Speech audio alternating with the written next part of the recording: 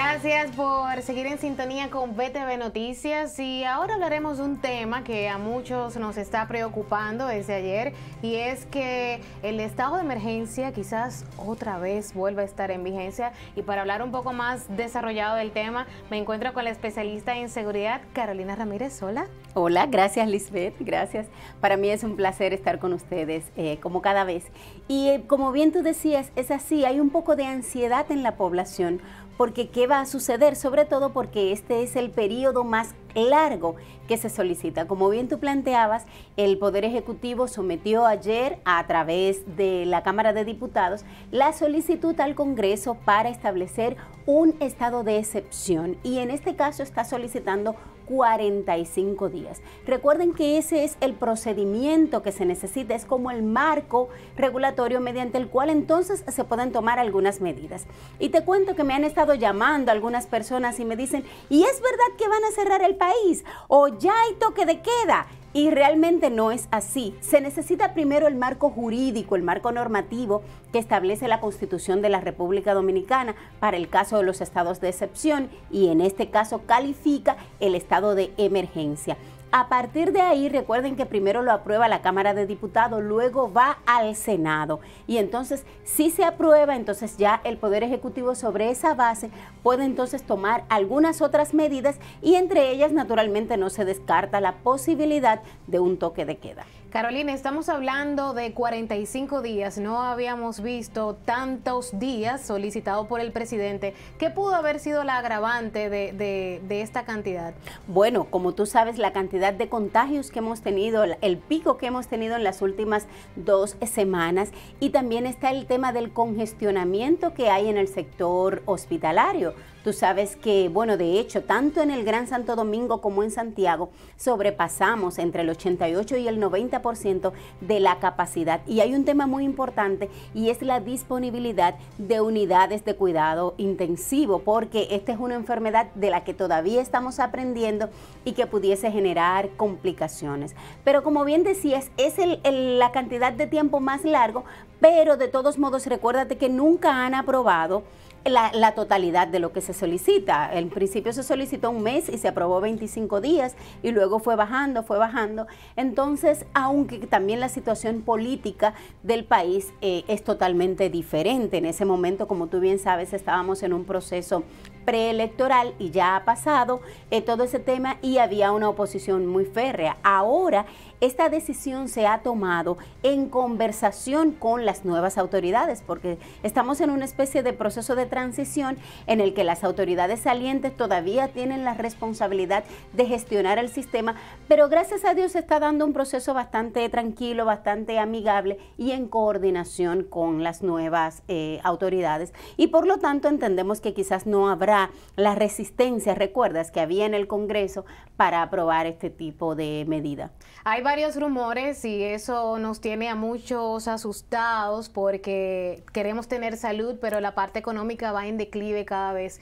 ¿Qué podemos esperar como ciudadanos? Sobre todo de que por ahí se está diciendo rumores de que posiblemente el toque de queda comience a las 3 de la tarde. Entonces, ¿qué podríamos explicarnos tú a nosotros para estar un poco tranquilo y pensar con la cabeza fría y no llevarnos de esos rumores? Bueno, en mi opinión personal, como especialista en temas de seguridad pública, me parece un absurdo.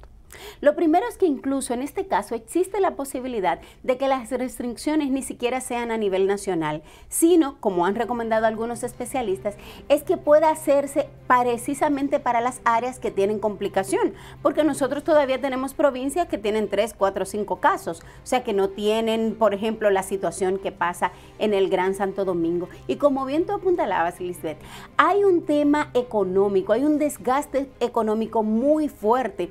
Y de hecho, esos planteamientos han tenido mucha resistencia del sector empresarial, sobre todo las medianas y pequeñas empresas. Hoy vimos unas declaraciones de una de las directivas de la Asociación de Bares y Restaurantes de la Zona Colonial, en la que reclamaba que actualmente, de hecho, tenemos una medida sanitaria establecida en la resolución del Ministerio de Salud Pública, en la que a partir de las 8 de la noche, los bares, restaurantes y lugares de diversión no pueden estar abiertos.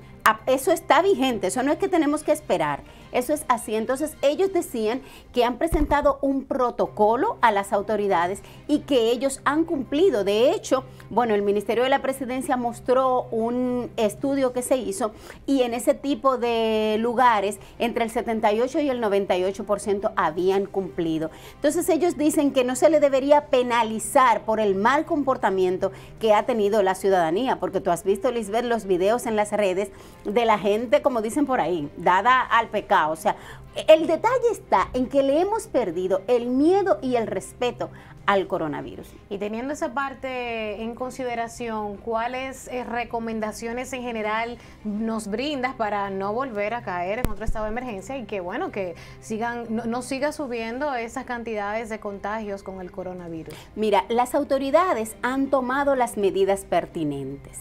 El tema es que de cada uno de nosotros depende que siga la cadena de contagio. Entonces, lo que tú y yo hacemos en nuestro entorno inmediato y en las áreas en las que nos movemos es más determinante. ¿Por qué? Porque ningún país tiene la capacidad de fuerza pública, por ejemplo, para ponernos un vigilante a cada uno de nosotros para que respetemos la norma. Entonces, y con elementos tan básicos como un tema de higiene, usar la mascarilla. ¿Qué es lo que pasa, Lisbeth? El dominicano no quiere utilizar la mascarilla y la gente se molesta incluso cuando tú le dices que se la coloque. Y las veces que se la colocan, generalmente se la colocan mal. Entonces, de elementos tan simples como ese, un proceso de higienización y mantener la distancia física, no solo distancia social, ahora lo importante es distancia física.